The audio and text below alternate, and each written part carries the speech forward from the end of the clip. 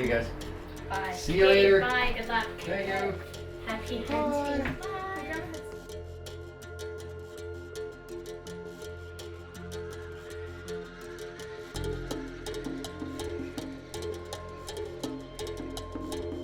Elk in Northern Alberta, probably my favorite hunt. I use a bow and arrow, so it's a tough hunt. As far as a grade would go for difficulty, this would be a 10 out of 10.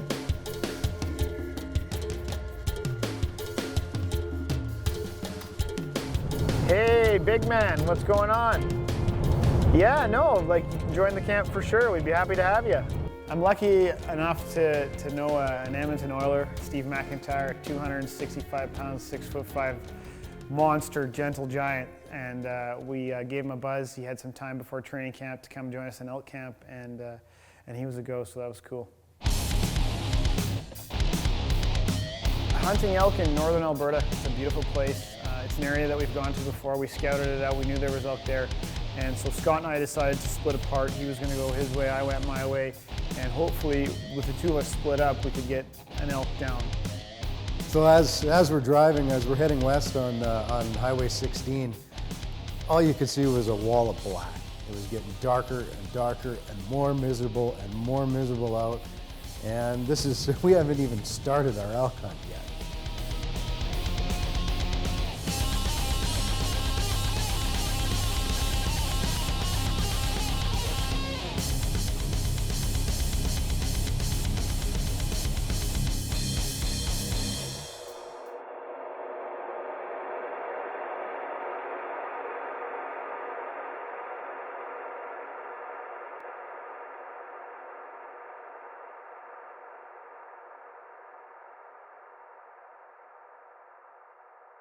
You know, I've known Jim for a long time, and Jim was good enough to bring us out to go chase elk out in his neck of the woods.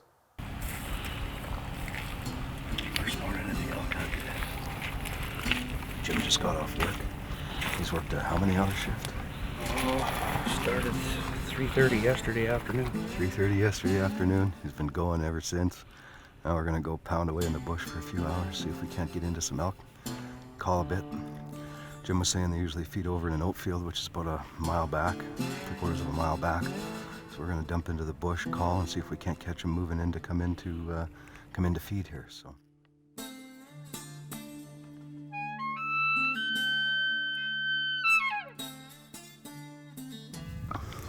Oh, we definitely have a bull in the area. He's been stripping in the trees. He tore this all to heck here. So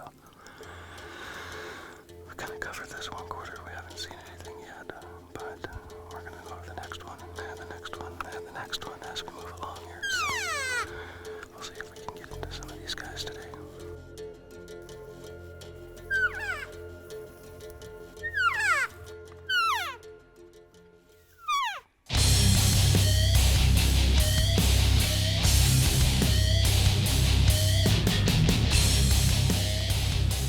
Well, we just walked over this hill,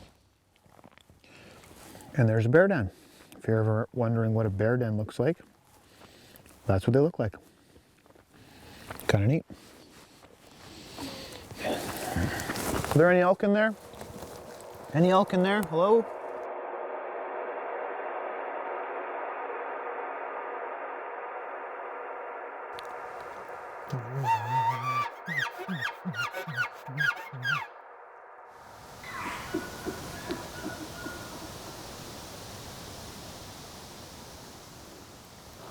Well, that's cool. Day one and we already called in an elk. That's pretty good.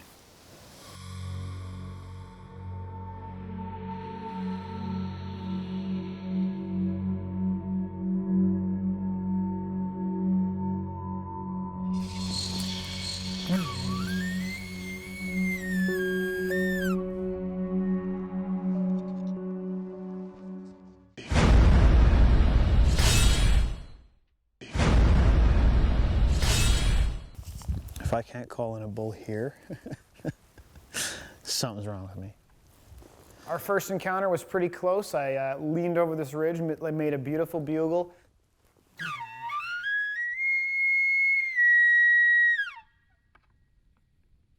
And sure enough, you could hear an elk coming. He was bugling, he was running. We'll just get back there and call him, try to get him into this opening, somewhere into this opening.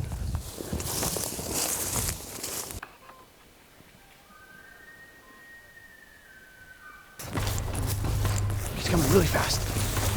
And I told Mac to get back. He got back, we were all set up. It was really exciting, our hearts were pumping. Hey, Mac, watch down there. He might come around. So get ready to shoot.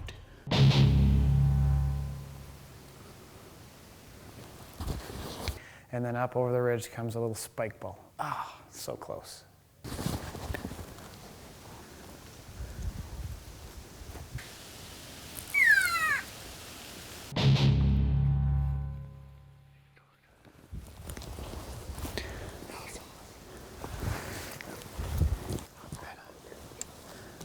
Not quite the monster we're looking for.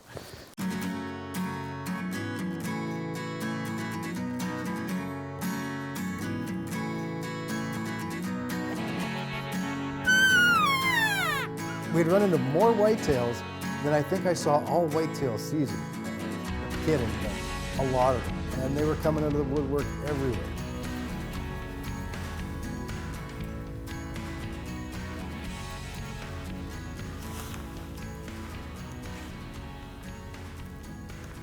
We've been screwing around with these stupid whitetails all day long today. So if this one comes by, I'm just gonna spud the thing.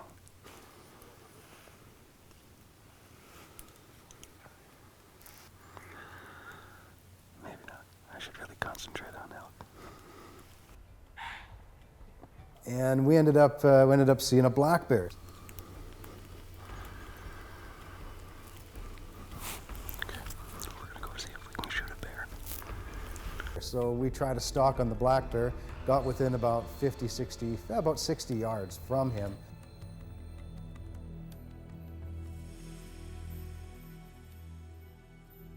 He was a little too far, and he obviously saw us move. He saw us coming too, I'm sure, and he zipped into the trees, and that was the last we saw of him.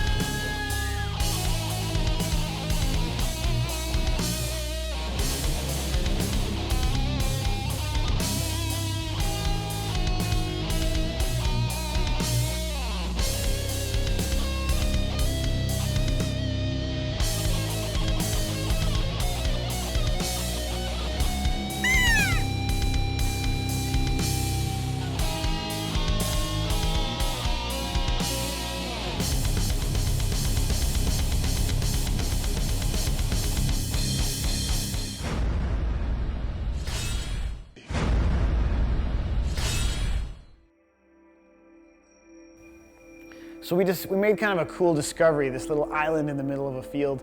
The elk were coming from the bottom of the river, you know, up the hill slopes, up into the fields to feed in the evening. So we found this neat little spot where there's a bit of water in the middle, acted like kind of like a wallow and kind of like a rubbing post where the elk were coming up, and they were nailing all these trees all the way around the middle of this island in the field. So it was a cool spot.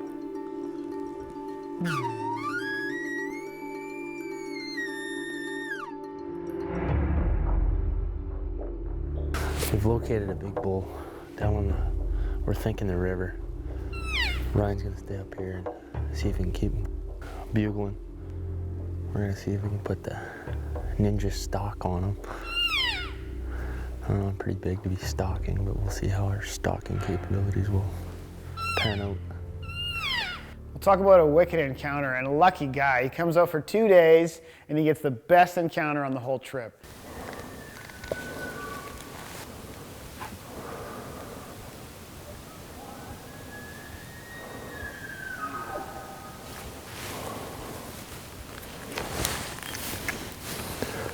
I decided to hang out on the ridge. We had the bull that was just bugling. He was talking back. He wasn't moving into us. He just kept talking back.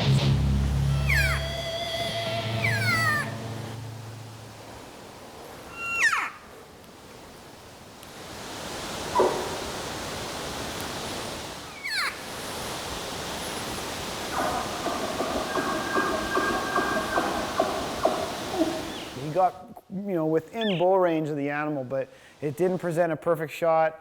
And you know, he's being a new bow hunter, he wasn't very comfortable with the whole situation. So he got a really cool encounter.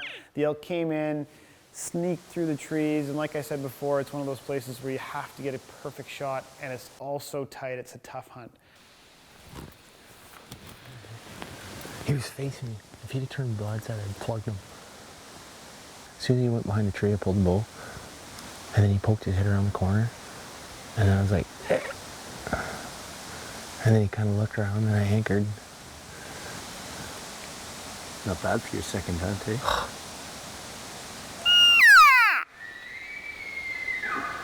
He didn't spook though, so that's good. No, he just didn't. I think we should just go straight at him. All right. See what happens.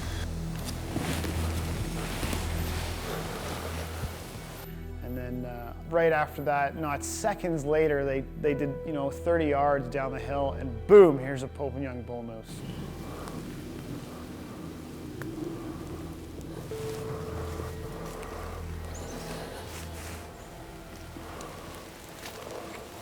There's just not any easy way of doing it.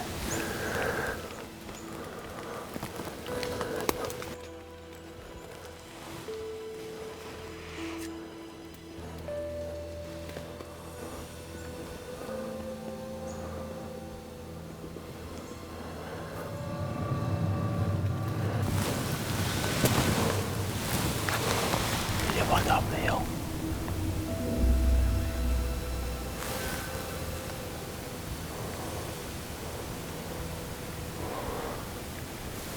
He's up on top of the hill.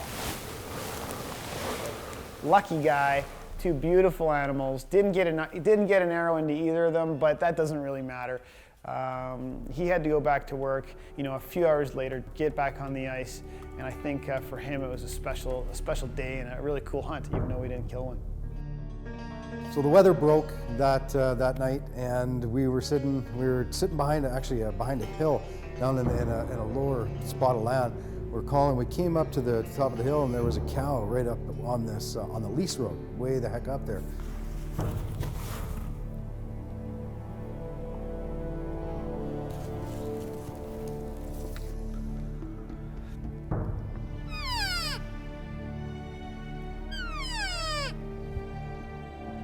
We started calling. We tried to see if there was a bull in there, and we ended up calling out this fantastic big 5x5. Actually, I think he might have had 6 on one. Beautiful ivory tips on all his horns. Fantastic elk.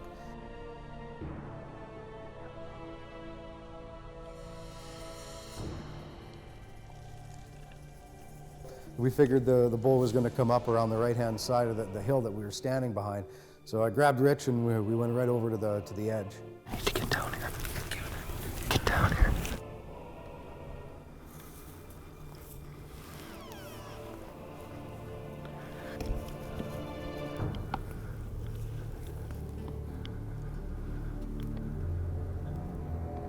And we called him. We tried to get him to come over. He wouldn't come over. And I'm not sure what spooked him, but something ultimately got him, and he took off and ran his cows into the thick brush again.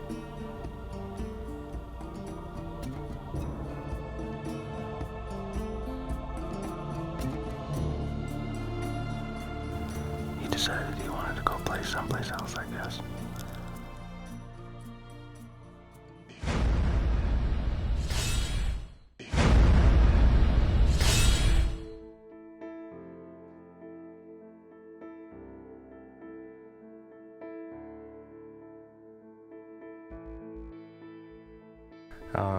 We get training camp next week, so I was pretty fortunate and pretty excited that my wife let me go on the trip. It was absolutely, I couldn't ask for anything more, that's for sure. It was a pretty cool trip. It was a learning experience for myself, and you know, it was a lot of fun. And I thank you guys, Scotty and Ryan, for inviting me and kind of helping me through. Even though I'm sure some of you guys are probably wanting to smack me upside the head every once in a while when I stepped on a twig or something like that. But thank you guys. So Mac had left, and that left myself and Scotty B back in the field in the elk woods, and our hopes were high. We had been bugling and seeing all kinds of bulls, and sure enough, that same day, I walked right into a little bowl where there was a bull and a couple of cows.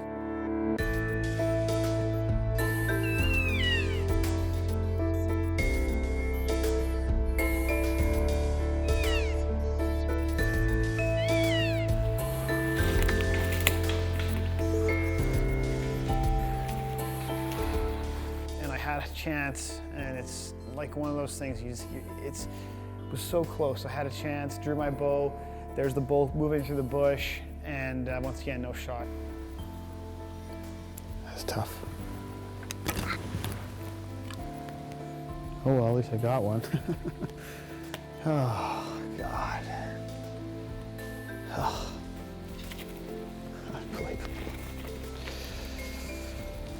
Okay.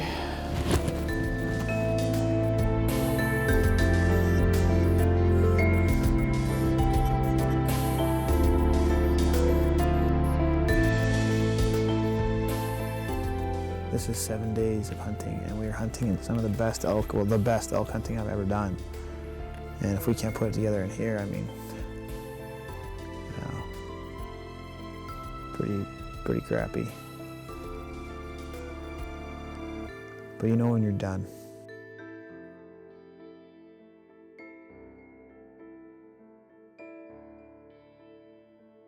Last day of the hunt, it was miserable. It was raining harder than it had for the prior 3 days.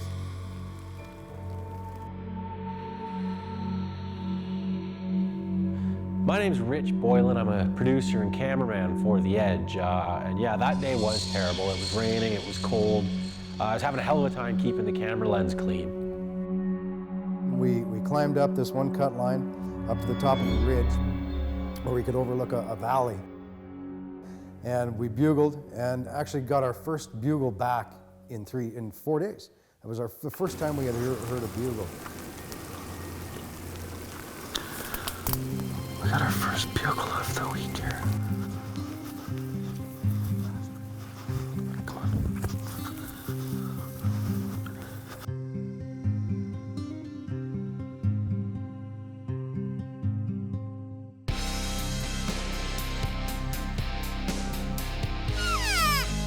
They'll come to a fight.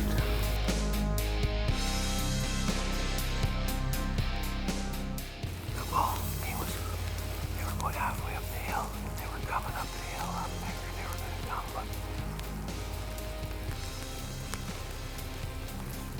we just right on the other side of these trees here. Finally, we had gotten up kind of above where they were, and I'd gone over the edge to see exactly where the bull was sitting. Rich and Jim stayed kind of up on the top lip, just over the top edge. So we're moving along the top of this ridge, and Scott stops and he turns to me and he says, okay, I want you to stop. Now maybe move back a little bit. So I'm standing there with Jim, and suddenly I hear this kind of clip, clop, like a horse coming. And Jim just grabs me and pulls me to the ground. And I'm like, what's going on? What's going on? A bull elk comes around the corner and looks right at us. So we're sitting there, and this elk, he looks down at us, and I guess he decided he didn't like the situation and he left.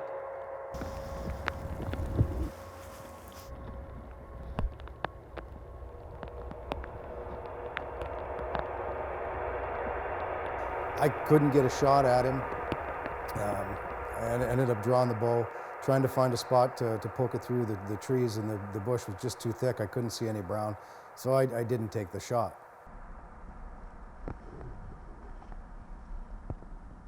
So I get up and I brush myself off, and I look over, and Scott's drawing on something.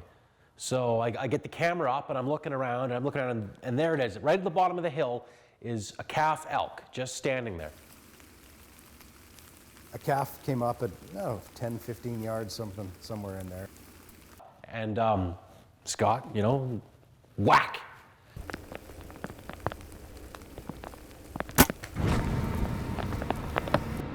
And that was that.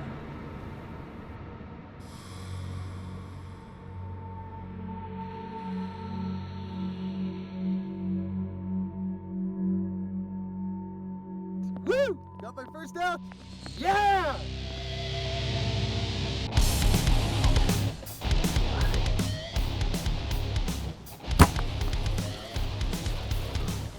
We didn't get an elk kill, but we got a chicken kill. And it's a damn good one.